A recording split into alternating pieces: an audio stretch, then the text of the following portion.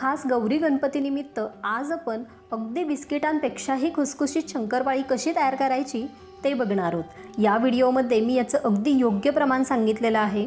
इथे तुम्ही बघू शकता आपली शंकरपाळी अगदी खुसखुशीत झालेली आहे आणि भरपूर पदर देखील त्याला सुटलेले आहेत। ही शंकरपाळी इतकी खुसखुशीत होते की अगदी तोंडात टाकताच ती विरघळते असं म्हणायला काही हरकत नाही। नमस्कार मंडळी, मी सपना आणि सपनाच किचनमध्ये तुम्हा सगळ्यांचं मी खूप मनापासून स्वागत करते। चला तर मग जास्त वेळ न घेता आपण लगेच रेसिपीला सुरुवात करूया। तर यासाठी लागणारं प्रमाण बघूयात। तर इथे बघा मी 1 वाटी वितळवलेलं तूप घेतलेलं आहे, 1 वाटी साखर घेतलेली आहे आणि 1 वाटी पाणी घेतलेलं आहे। त्याचबरोबर चिमूटभर मीठ लागेल आणि इथे बघा मी अर्धा किलो मैदा घेतलेला आहे आणि याच वाटीने 5 वाट्या मैदा आहे। तर आता आपल्याला एका भांड्यामध्ये मोजून घेतलेली साखर घ्यायची आहे, त्याचबरोबर मोजून घेतलेलं पाणी घ्यायचं आहे आणि जे वितळून घेतलेलं तूप आहे ते याचमध्ये आपल्याला घालायचं आहे। आणि हे जे मिश्रण आहे ते आपल्याला फक्त साखर विरघळेपर्यंत गरम करून घ्यायचं आहे। तर इथे बघा या ज्या मी वाट्या घेतलेल्या आहेत त्या सगळ्या एकसारख्या वाट्या आहेत। तुमच्याकडे एकसारख्या वाट्या नसतील तर एकाच वाटीने सगळं प्रमाण आपल्याला मोजून घ्यायचं आहे। आता या वाटीच्या प्रमाणामध्ये बरोबर अर्धा किलो मैद्याच्या शंकरपाळ्या इथे तयार होतात। तुम्हाला जर जास्त प्रमाणात करायचं असेल तर तुम्ही याच वाटीने 2-2 वाट्या प्रमाण घेऊ शकता किंवा थोडंसं मोठं भांडं वापरलं आणि त्याच भांड्याने सगळं प्रमाण मोजलं तरीही चालेल। तर इथे बघा साधारण एक 4 ते 5 मिनिटांमध्ये साखर आपली पूर्ण विरघळलेली आहे। मी गॅसची फ्लेम बंद केलेली आहे आणि हे मिश्रण बघा इथे मी पूर्णपणे थंड करून घेतलेलं आहे। अगदी मी बोट घालते त्यामध्ये, अगदी कोमटसुद्धा नाही आहे, पूर्ण थंड केल्यानंतरच आपल्याला पुढची प्रोसेस करायची आहे। तर बघा जो मैदा घेतला होता तो मी एका परातीमध्ये काढून घेतलेला आहे। आता यामध्ये आपल्याला 1-2 चिमूट मीठ घालायचं आहे। तर आपल्याला माहितीच आहे की कोणत्याही गोड पदार्थामध्ये अगदी चिमूटभर मीठ घातलं की त्याची चव आणखीनच वाढते। तर हे घातलेलं मीठ आपण या मैद्यामध्ये व्यवस्थित मिक्स करून घ्यायचं आहे आणि व्यवस्थित मिक्स झाल्यानंतर आता जे मिश्रण आहे त्या मिश्रण यामध्ये थोडं थोडं घालून याचा आपल्याला घट्टसर गोळा मळून घ्यायचा आहे। तर बघा एकदम घालू नका, अगदी थोडं थोडं करून हे पाणी आपल्याला यामध्ये घालून घ्यायचं आहे। आता हे जे मिश्रण तयार झालेलं आहे या मिश्रणामध्ये मावेल इतका मैदा आपल्याला वापरायचा आहे। इथे मी 5 वाट्या म्हणजेच अर्धा किलो मैदा घेतलेला आहे। गरज लागली तरच आपण आणखी थोडासा मैदा इथे वापरणार आहोत, कारण वाटीने मोजताना थोडंसं प्रमाण इकडे तिकडे होऊ शकतं। कोणी दाबून भरतं किंवा कोणी अगदीच हलक्या हाताने भरतं, त्यामुळे जेवढा मावेल तेवढा मैदा यामध्ये आपल्याला घालायचा आहे। तर इथे तूप आणि जे साखरेचं आपण मिश्रण केलं होतं ते सगळं यामध्ये मी घालून घेते। अगदी थोडंसं राहिलेलं आहे ते देखील मी यामध्ये घालून घेते। आता आपण पुन्हा हे व्यवस्थित मळून घेणार आहोत। तर मला थोडंसं सैलसर वाटतंय तर मी पुन्हा 1 पाऊण वाटी मैदा इथे घेतलेला आहे आणि तो सुद्धा सगळा एकदम न घालता आपण थोडा थोडा करूनच घालणार आहोत, अंदाज घेत घेत। तर जो पाऊण वाटी मैदा घेतलेला आहे तो मी सगळा मैदा यामध्ये घातलेला आहे आणि आता आपण हे व्यवस्थित पुन्हा एकदा मळून घेणार आहोत।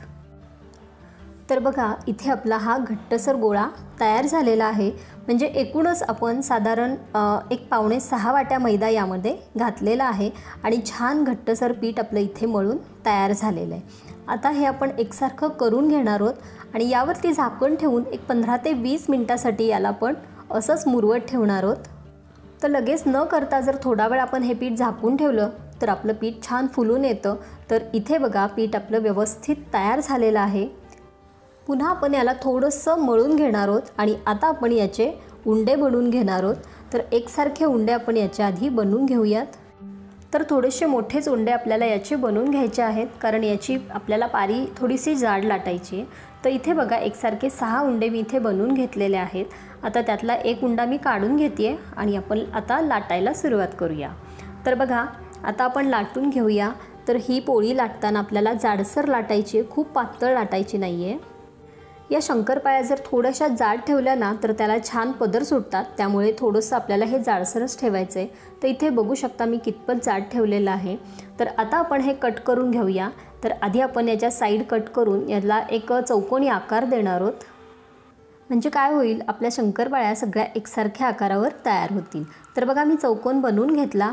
आता साधारण 1 सेंटीमीटर ते 1.5 सेंटीमीटर अंतरावर याचे उभे काप करून घेऊयात आणि त्यानंतर आपण आडवे काप करूया, म्हणजे छान एकसारख्या शंकरपाळ्या इथे आपल्या तयार होतील। आता याचा आकार तुमच्या आवडीनुसार तुम्ही छोटा किंवा मोठा करू शकता। तर इथे बघा अशा प्रकारे याची मी जाडी ठेवलेली आहे। थोडंसं जाडच ठेवायचं आहे म्हणजे आपल्या शंकरपाळ्या छान फुलून येतात। तर याआधी आपण काढून घेऊया आणि अशाच प्रकारे आणखी 2-3 उंड्यांच्या मी आधी बनवून घेते आणि त्यानंतर आपण तळून घेणार आहोत।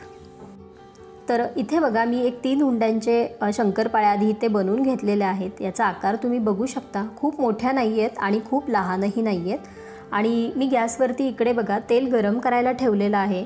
तर आता ही स्टेप आपली खूप महत्त्वाची आहे।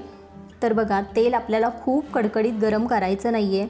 तेलामध्ये मी छोटीशी गोळी टाकली आहे, तर अगदी हलके हलके बुडबुडे त्याला येत आहेत, म्हणजेच आपलं तेल अगदी व्यवस्थित गरम आहे।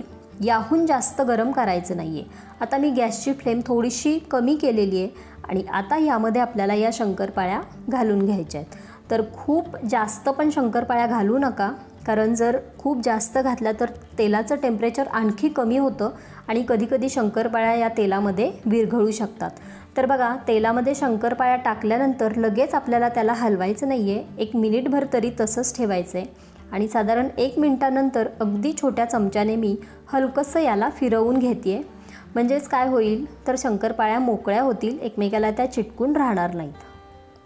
आणि आता गॅसची फ्लेम मध्यम करायची आणि मध्यम आचेवरती छान अलटीपलटी करत या शंकरपाळ्या आपल्याला तळून घ्यायच्या आहेत। गॅसची फ्लेम आपल्याला कुठेही वाढवायची नाही आहे, मध्यम आचेवरतीच या शंकरपाळ्या आपल्याला तळून घ्यायच्या आहेत आणि अधूनमधून आपल्याला याला सतत हलवत राहायचं आहे, म्हणजे या शंकरपाळ्या एकसारख्या सगळ्या बाजूने तळून होतील। एकदा शंकरपाळ्या तेलामध्ये टाकल्या की एक बॅच तळण्यासाठी साधारण 8 ते 9 मिनिटे लागतात। इथे तुम्ही बघू शकता आपल्या शंकरपाळ्या मस्त एकसारख्या रंगावरती तळून झालेल्या आहेत आणि छान त्याला पदर देखील सुटलेले आहेत। आता आपण या काढून घेणार आहोत। आता अशाच पद्धतीने उरलेल्या शंकरपाळ्या देखील आपल्याला तळून घ्यायच्या आहेत। तर ही शंकरपाळी बनवताना काही छोट्या छोट्या गोष्टी आपण लक्षात ठेवल्या तर आपल्या देखील शंकरपाळ्या अशाच छान खुसखुशीत व्हायला मदत होईल। पहिलं म्हणजे काय तर प्रमाण अगदी योग्यच घ्यायचं आहे, कमी किंवा जास्त करायचं नाही आहे। पीठ मळताना खूप घट्ट देखील मळू नका आणि खूप पातळ देखील मळू नका। आणि सगळ्यात महत्त्वाचं तेलाचं टेम्परेचर आहे, तर तेलाचं टेम्परेचर अगदी मध्यम असायला हवं। खूप कडकडीत तेलामध्ये या शंकरपाळ्या आपल्याला टाकायच्या नाही आहेत आणि अगदीच कमी गरम असलेल्या तेलामध्ये देखील टाकायच्या नाही आहेत। कमी गरम तेलात जर शंकरपाळ्या टाकल्या तर त्या विरघळू शकतात। तर मंडळी अशा प्रकारे इथे आपल्या भरपूर पदर सुटलेल्या आणि अगदी बिस्किटांपेक्षाही खुसखुशीत शंकरपाळ्या बनून तयार झाल्या। तर मंडळी तुम्ही देखील अशा प्रकारे ही शंकरपाळ्या नक्की तयार करून बघा आणि कशा झाल्या ते मला कमेंट बॉक्समध्ये नक्की लिहून पाठवा। व्हिडिओ आवडला असेल तर लाईक करा, शेअर करा आणि अशा छान छान रेसिपी पाहण्यासाठी सपनाज किचनला सबस्क्राईब करायला अजिबात विसरू नका। पुन्हा भेटूया अशाच एका छानशा रेसिपीसोबत, तोपर्यंत धन्यवाद।